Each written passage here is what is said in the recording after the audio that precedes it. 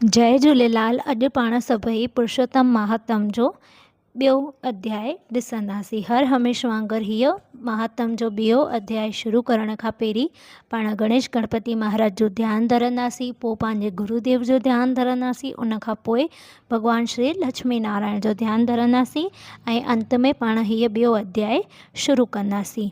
वक्रतुंड महाकाय सूर्यकोटि समप्रभ निर्विघ्नं कुरु मे देव सर्वकार्येषु सर्वदा।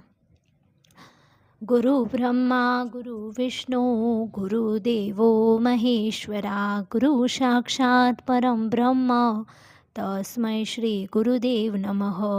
ओम नमो भगवते वासुदेवाय। बोलो श्री लक्ष्मी नारायण भगवान की जय। पुरुषोत्तम महात्म जो अध्याय ॿियो। त पहिरें अध्याय में पाण ॾिठोसीं त भगवान नारद, जेको नारद मुनि आहे, उहो भगवान लक्ष्मी नारायण खां पुछे थो त मूंखे असांखे पुरुषोत्तम महात्म जी सॼी कथा ॿुधायो। उन जो थोरो पाण अॻियां जो भाग ॾिठोसीं। हाणे उनजो भगवान छा जवाबु ॾिए थो कि छो पुरुषोत्तम महीनो छो कीअं अची पियो, त उनजी सम्झाणी भगवान हिन ॿिए अध्याय में ॾियनि था। श्री सुत जी महाराज चवणु लॻो त हे मुनीश्वर, भगवान नारायण पुरुषोत्तम महीने जी उत्पत्ति जेका नारद खे ॿुधाई आहे सा मां तव्हांखे ॿुधाए थो, सो तव्हां सभई सावधान थी ॿुधो।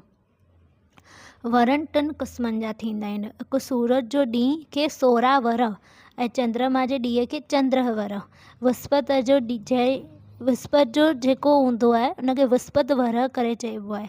सूरज जे वरनि जो प्रमाण 365 ॾींहं घड़ियूं 31 पल ऐं 30 विपुल थींदा आहिनि। इहो साल मुख्य रास जे ॿुड़ी अंश खां शुरू थी करे मुनि रास जे 30 अंश ताईं थींदो आहे। चंद्रमा जो वर 454 ॾींहं 22 घड़ियूं 1 पल ऐं 23 विपुलनि जो थींदो आहे। इहो चेट शुक्ल पक्ष जे एकम थिथि खां शुरू थी फागन महीने जे उमास ताईं थींदो आहे। हाणे सूरज जे वर 365 ॾींहं 15 घड़ियूं 31 पल ऐं 30 विपुलनि मां चंद्रमा जे वर जा 354 ॾींहं 22 घड़ियूं 1 पल 23 विपुल कट कयासीं त बाक़ी 10 ॾींहं 53 घड़ियूं ऐं 30 पल 7 विपुल थिया। हाणे साबित थियो त सूरज जे साल खां चंद्रमा जो साल नंढो थियो आहे। इन हिसाब मुजब 30 साल में हिकिड़ो महीनो वधे थो, जंहिंखे अधिक महीनो करे चइबो आहे। हीअ अधिक महीनो चेट खां असु ताईं थींदो आहे। जीअं महीने जी साई एकम तिथि खां उमास ताईं जॾहिं बि संक्रांति न थिए त इहो महीनो अधिक थींदो आहे, पर जॾहिं बि संक्रांतियूं पवनि थियूं त उहो महीनो खाई थींदो आहे। इहो पको हिसाबु आहे कि खी महीनो 8 वरनि में संभव थी वरी 141 वरनि खां पोइ थींदो आहे। खीअ महीनो कतीअ खां फागण ताईं थींदो आहे ऐं विस्पति जो वर 361 ॾींहं 1 घड़ी 36 पल 11 विपुल थींदो आहे। ऐं विस्पति जॾहिं कुंभ राशि में ईंदो आहे त हरिद्वार में कुंभ जो मेलो लॻंदो आहे।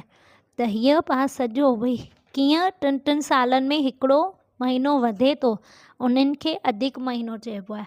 त हीअ पाण सभई न ॿिए अध्याय में ॾिठोसीं। बोलो श्री लक्ष्मी नारायण भगवान की जय। ओम नमो भगवते वासुदेवाय। हिते पुरुषोत्तम महात्म जो ॿियो अध्याय समाप्त थियो। बोलो श्री लक्ष्मी नारायण भगवान की जय।